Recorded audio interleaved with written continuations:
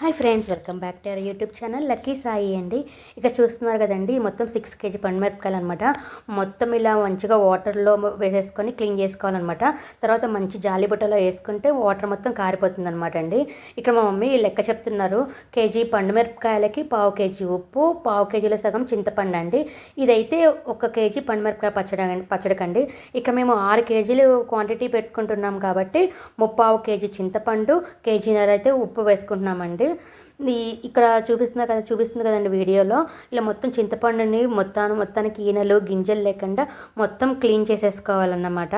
ఇక్కడ చూస్తున్నారు కదండి, ఈ విధంగా క్లీన్ చేసుకోవాలి, లేదంటే మనకి మిక్సీ చేసేటప్పుడు ఇబ్బంది అవుతుంది అనమాట.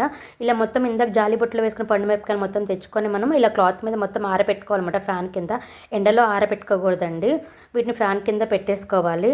ఇలా మొత్తం క్లీన్ చేసుకున్న తర్వాత ఆరిపోయిన తర్వాత ఇలా తొడాలు తీసేసుకోవాలండి. దీనిలో కొన్ని డ్యామేజ్ అయిన పండుమిరపకాయలు ఉంటే పక్కన పెట్టేసుకోవాలి. చాలామంది ఏం చేస్తారంటే కేజీకి 1/4 kg చింతపండు పెట్టేసుకుంటారు. అది వాళ్ళు తినే పులుపుని బట్టండి.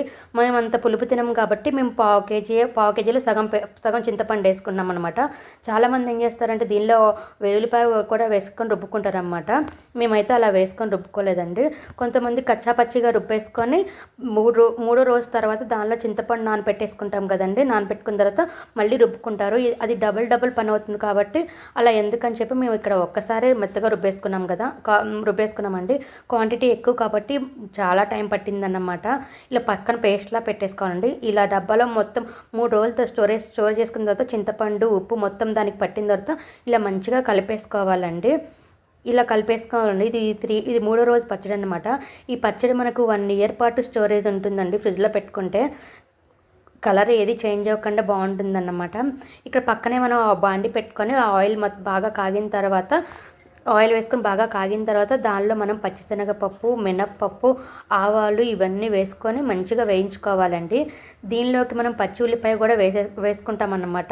స్టవ్ ఆఫ్ చేసిన తర్వాత పచ్చి ఉల్లిపాయ వేసుకోవాలి. పచ్చి ఉల్లిపాయ ఎందుకంటే టేస్ట్ వస్తుందండి. ఇది ఎవరి ఇష్టాన్ని బట్టి వేసుకోవచ్చు అనమాట. మేమైతే ఇలా వేసుకుంటాము. టేస్ట్ అయితే చాలా చాలా బాగుంటుంది. తినేటప్పుడు ఆ ఉల్లిపాయ ఫ్లేవర్ కూడా మనకి తెలుస్తుంది అన్నమాట. ఎవరైనా ట్రై చేయకపోతే ఒకసారి ఇలా ట్రై చేయండి. మా మమ్మీ పచ్చళ్ళు అయితే చాలా బాగా పెడతారన్నమాట.